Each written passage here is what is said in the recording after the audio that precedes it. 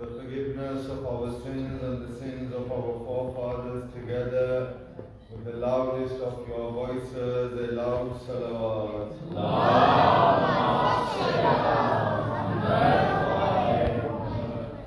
If you want to do the ziyarat of Karbala, the ziyarat of Idarah Ansarul Hussain, together with the loudest of your voices, a loud salawat.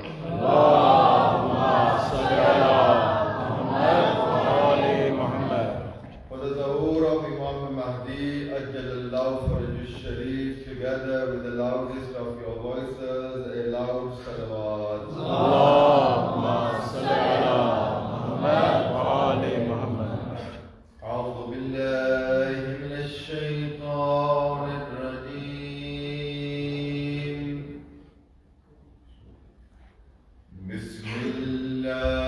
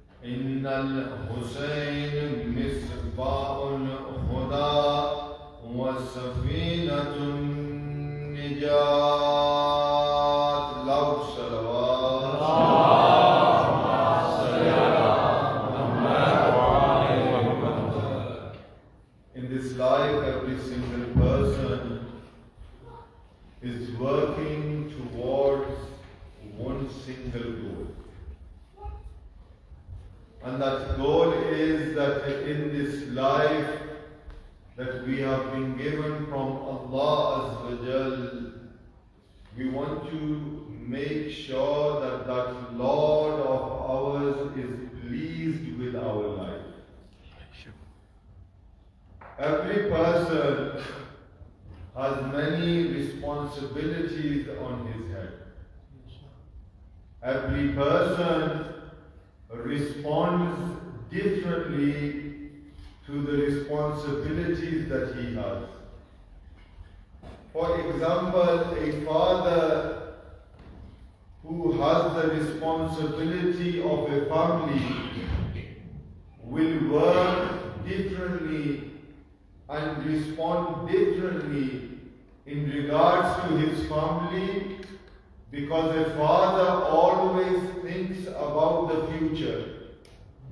You will see that a father, when he is working, when he is earning, he is not only thinking about the current time that he is in, but he is planning 10, 20 years ahead in regards to his children. And then on the other side you have a mother. A mother mostly thinks about the time which is now. She will make sure that the children are well dressed. She will make sure that the children are fed. She will make sure that they are wearing nice clothes. But both the parents have equal responsibilities. But you see that a mother will respond differently and a father will respond differently. But both of the responsibilities are equal. Similarly, Allah Azza wa Jalla has given every single person a soul. and each individual will respond differently in regards to taking care of his soul. Some people will be only concerned with the time that is upon them now. Yani, you will see that many people, they will say that we are concerned with what is happening now.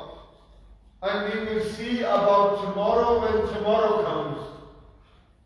And then on the other side, you have those people that are preparing their soul for the time that they have in this dunya, and at the same time they are preparing for that time in which they know that the soul will live on.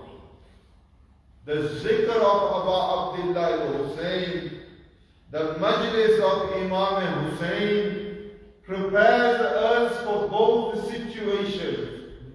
One, it prepares us for this dunya, and the second, it prepares us for the hereafter. Because the jism, the body of a person dies, and what lives on is the soul. Now every single person needs to understand that the soul is very fragile. You know, every person's body is responding. For example, if you slap someone on the hand, nothing will happen. But for some people, if you slap them on the hand is bruised. Same, the soul reacts differently. And what we need to learn is what we need to do to make the soul stronger. The soul reacts to things around it. Yani, if you let your children roam freely, and if they get into the habit of doing those things that are not accepted in society, you might think, majority of people, what do they say? This is a temporary phase. And after that, they will understand the difference between right and wrong. But A'imma ﷺ teaches that any minute or second spent in bad company leaves a print on the soul. Like that is the saying from Imam Jafar as-Sadiq alayhi salam,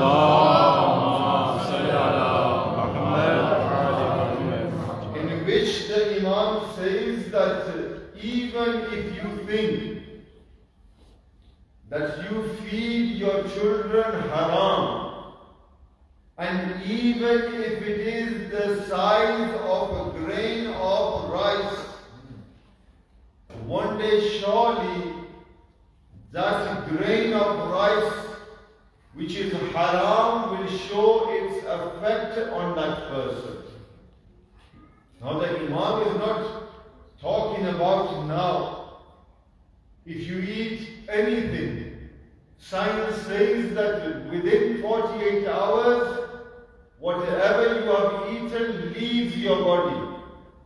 But the Imam is teaching us that even if it leaves your body, it leaves a print on your soul. Any action which is forbidden in haram, in Islam which is haram, leaves a print on your soul.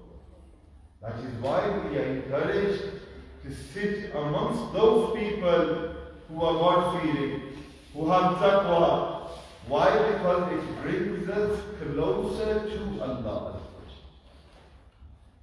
And these 10 days of Muharram teach every single person. You know, we say that there were 72 companions of Imam Hussain. Some of the companions came to Islam a few weeks before Karbala. Some majority of their life were Christians. They were Jews. But when they got ma'rifat from Allah Azza wa Jal of who Hussein is, came running to the door of Ahlul Bayt. In our Majalis, we mentioned Hazrat Hur. Hazrat Hur was the one that stopped the caravan of Imam Hussain, and at that time Imam Hussain offered him water. For 9 days he was on the side of Yazid. On the eve of Ashura, Ma'rifat of Imam Hussain enlightened his mind in such a way that he left everything and he came to the door of Imam Hussain with his hands tied. Why? Because he knows that I cannot face Imam Hussain. He didn't know that he is Kareem ibn Kareem. He is the son of Ali. As soon as Imam Hussain saw that Hur is coming, Imam Hussain sent Ali Akbar and Abbas to greet Hur. And then himself, he greets Hur. If a person wants to change,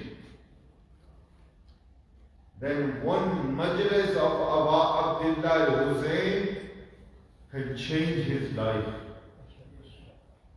Because the zikr of Hussain is a revolution. And as I have been saying from the first of Muharram, this is that revolution that is still alive. Many revolutions have come and gone, but the zikr of Abdullah Hussain is a living revolution. Yani any person who wants to be saved from Jahannam only needs to accept Hussain in his heart. The doors of knowledge, the doors of ma'rifat, the doors of irfan will all open for him once he lets Imam Hussain in his heart. That is how powerful the name of Hussain is. 1400 years have passed. Every Muharram, the enemies of Islam, the enemies of Ahlul Bayt, the enemies of the Vilayat of Ali ibn Abi Talib, every year they work towards stopping two things. One is the Majlis of Abdullah Hussain, and the second is the Azadari of Imam Hussain. Why? What is the difference between our gatherings and those gatherings that take place throughout the year in different mosques? The difference is that the gathering of Hussain hits a person's heart. That is why the Holy Prophet sallallahu alayhi wa sallam said in a hadith that every single Muslims accept. The Prophet said, surely there exists in the heart of mu'mineen with respect to the martyrdom of Imam Hussain a heat that will never subside. This heat that is in your hearts, that when you hear the name of Hussain, automatically tears come to your eyes. This is that hadith that the Prophet has narrated. But what is the condition for crying for Hussain, for commemorating Hussain, to listening to the tragedies that fell upon Hussain, is that you have to be a mu'min. Any person can come to the door of Hussain, but not every person can cry for Hussain. You know, we see in news, in media, a tragedy takes place in some part of the world. A roof falls. For many days people mention the roof fell, 3-year-old died, 12-year-old died, the mother died, the father died. And for many years to come, that day is remembered. Think for a second that that tragedy which has taken place somewhere in the world has nothing to do with you. It is not linked with you. Neither does that tragedy have any effect on your daily life. The way you eat, the way you sleep, the way you walk, the way you communicate, the way you spend your life, it doesn't have a link. But your insaniyat, your humanity inside tells you that when you see zulm, you speak against that zulm. In Islam, for 1400 years, no bigger zulm has happened with the family of Ahlul Bayt than what happened in Karbala. Imam Hussain did not go to Karbala to save the Muslims, but Imam Hussain went to Karbala to save the Insaniyat. Humanity was saved because of Imam Hussain. That's why they say, इंसान को बेदार तो हो लेने दो, हर कौम पुकारेगी हमारे हैं Hussain. Let humans wake up and realize what has happened in Karbala. Every single person will say Hussein belongs to us. That is the revolution. That is the power of Imam Hussein. So in the hearts of Mu'mineen, a heat exists. That is the love. That is the dua of Fatima. You know, no one forces you to come to the Majlis of Islam. I see that the youngsters and many parents have said to me that they are saying to us, we want to quickly go to the Majlis of Hussain. This is that hararat, this is that noor, this is that heat, and you should thank Allah Azza wa Jal that this heat, the love of Imam Hussain is being passed on to your children. Because there is no wealth which is greater than the ma'rifat of Ahlul Bayt. Any other wealth will be left in this country. The biggest wealth is the ma'rifat of Ahlul Bayt. I'm continuing and linking today's topic with what we have been discussing from the first of Muharram is ilm, knowledge. If you have knowledge of who Ahlul Bayt are, then you will have ma'rifat and understanding of who Ahlul Bayt is. Amir al-Mu'mineen Ali ibn Abi Talib alayhi salatu wasalam says,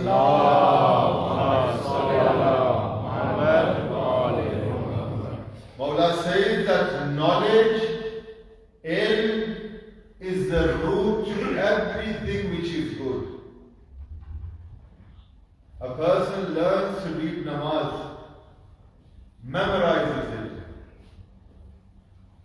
but does not understand what is the purpose of namaz. That namaz will be fulfilled, but he will not obtain any advantage from that namaz. Quran is a book of guidance. Quran is a book of noor. Allah says that the Quran will guide anyone who wants guidance from the Quran. But we see that in Karbala, over 70,000 Hafiz al-Quran were present, who knew the Quran from Alif to Ye, from the beginning of Alhamdulillah to An-Nas. Every single word of the Quran was memorized. But when the time came, they gave fatwa against Imam Hussain. and said that he has stood against Yazid ibn Muawiyah, may the la'nat of Allah be upon him. And that's why he is wajib al-qatl. Proves what to us? That memorizing the Quran will not bring guidance into your life. Memorizing the Quran will not bring nur into your life. But if you want to understand what the Quran means, if you want to understand and gain guidance from the Quran, then every single Muslim in the world needs to memorize this hadith and memorize it in such a way that they need to implement on it. What is that hadith that I have been reciting from the verse of Muharram? Inna al-Hussain misba'ul khuda was-sabinatul nijat. If you want guidance from the Quran, then first come to the door of Hussain ibn Ali. Come to the door of Hussain ibn Ali. Offer yourself to Hussain ibn Ali. Because these are those kareem that they do not take the haqq of anyone. You give them a minute of your time. Wallah, they will give you a day. Just imagine how kareem is Imam Hussain. That when Hur came, Imam Hussain cries and says to Hur, when you stopped me, I had water to give you. Today you have come to me, I have nothing to offer you. This is Ahdul. These are those blessed personalities that gave everything so that we could sit in our homes. These are those personalities. You know, people question the youth. And as I have said from the first Muharram, when the moon of Muharram is seen, I think this year they have not troubled our youth as much because there are school holidays. But normally, when Muharram starts, our youngsters and our youth are questioned. Why is it that you hit yourself? Why is it that you commemorate Imam Hussain? Why is it that you remember Imam Hussain? And I have said from the first day that especially during the ayam of azab of Imam Hussain, don't entertain them. Because they have 11 months to question who Imam Hussain is. Muharram is the time to commemorate Imam Hussain. A simple answer to these people is that when you are sitting at home, do you look at your mother with lust? Some of you might think that my word might be harsh, but this is that message that needs to be conveyed to our youngsters. Anyone.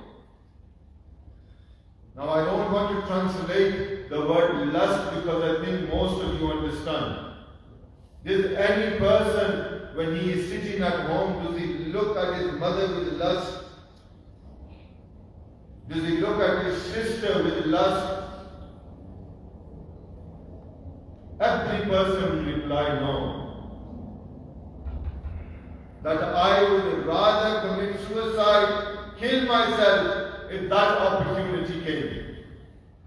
Those people that question the mission of Imam Hussain, question why Imam Hussain left Medina, question the Majlis of Imam Hussain, question the Azalani of Imam Hussain, question the Ruhaniyat of Imam Hussain, question Ayam Aza and Ayam Gham, need to understand that if you are sitting at home and you are looking at your mother because she is your mother, you are looking at your sister because she is your sister, you are looking at your daughter because she is your daughter, it is all because of the sacrifice of Abdullah.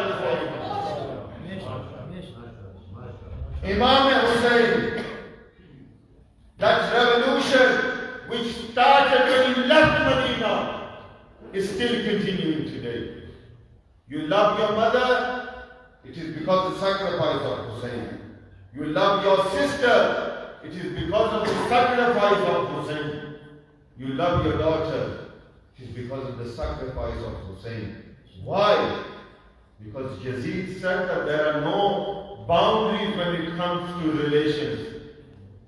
You can do what you like with your mother, your sister, your daughter. This is the thinking still of those that follow Yazid ibn Mu'adh. We need to change ourselves.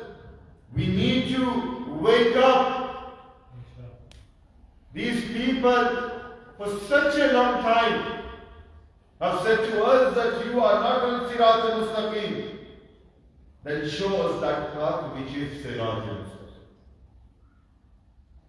The Holy Prophet said, Ya ayyuhan nas. Many times I have said this hadith. Remember this hadith. My youngsters, my sons, my brothers, remember this, my elders. The Holy Prophet says, Ya ayyuhan nas.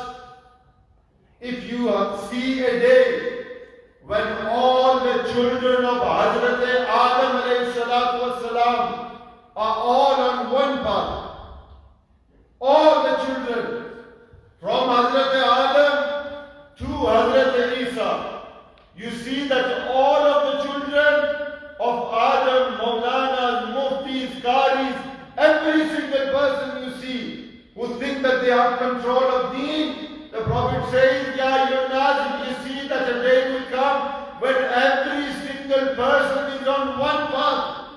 And you see that Ali ibn Abi Talib is on a separate path all alone. The Prophet of Islam is saying, leave all the children of Adam and follow the path of Ali ibn Abi Talib. Why? Because Ali is Sirat al-Mustaqim.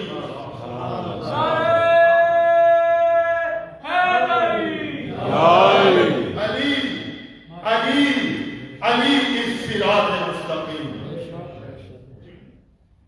We should be saying the names of our Ma'asumeen with pride. Because Allah has given us those Imams. We know where they were born, when they were born, which house they were born in, which city they were born in. We have not chosen to follow those as leaders. That people till they do not know where they were born. But we have chosen to follow those. That when Amir al-Mu'mineen came, he came in the house of Allah. People had tried their hardest to hide the fazilat of Ahlul Bayt. But their light will always shine like moon. And one of these bright moons was in Karbala. The personality that we have gathered to remember today, the son of Imam Hassan Hazrat Qasim.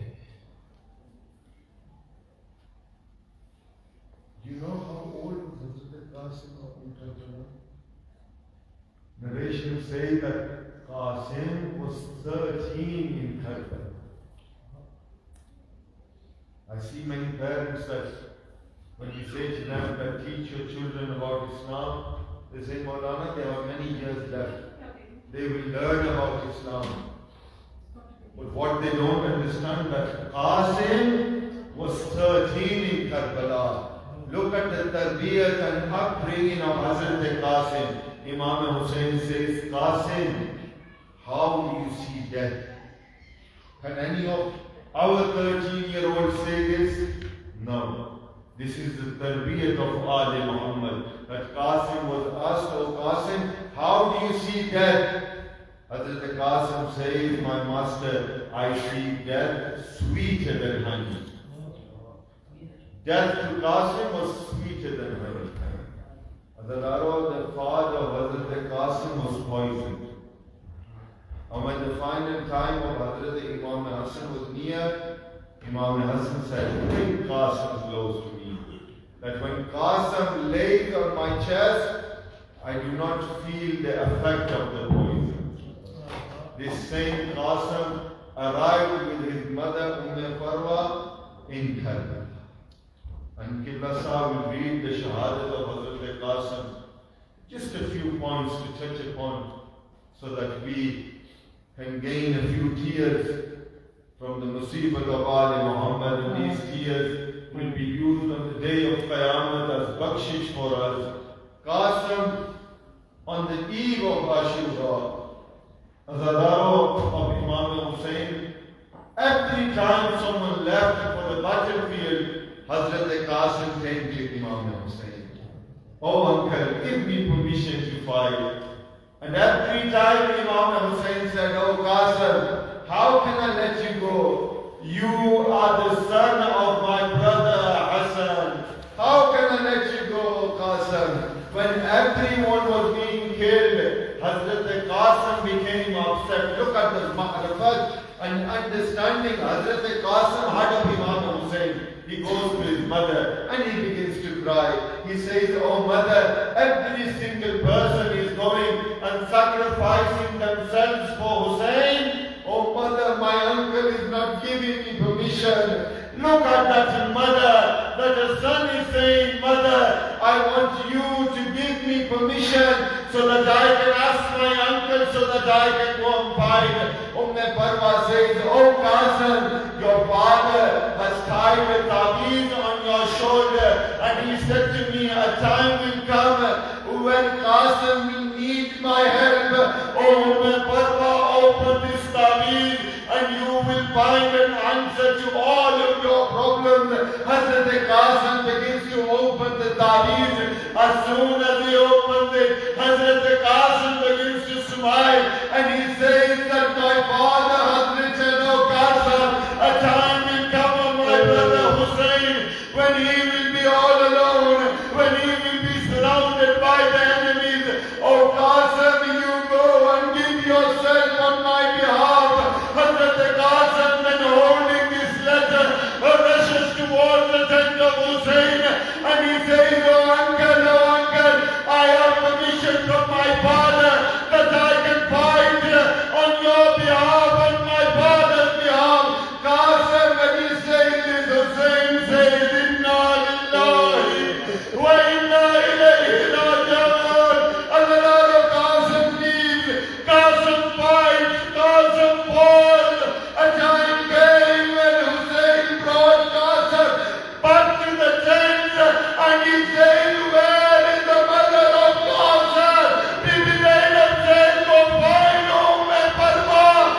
Bibi enters the tent and what does she see? Qasim's mother is touching one wall, the other wall.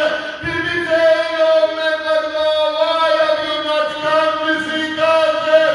She cries and she says, when I heard that Qasim has fallen from the hall, I have lost my eyesight. Inna lillahi wa inna ilayhi raji'un. Ya Ilahi, for the sake of this zikr, for the sake of the Messiah of Muhammad and Ali Muhammad, Ya Ilahi, bless us all so that we can continue to gain the ma'rifat of Muhammad and Ali Muhammad. Ya Ilahi, all those that are ill, give them shifa for the sake of Muhammad and Ali Muhammad. Ya Ilahi, hasten the reappearance of our 12th Imam, Imam Mahdi Ajjalallahu Farajus Sharif, for the acceptance of your du'as 3 times with the loudest of your voices.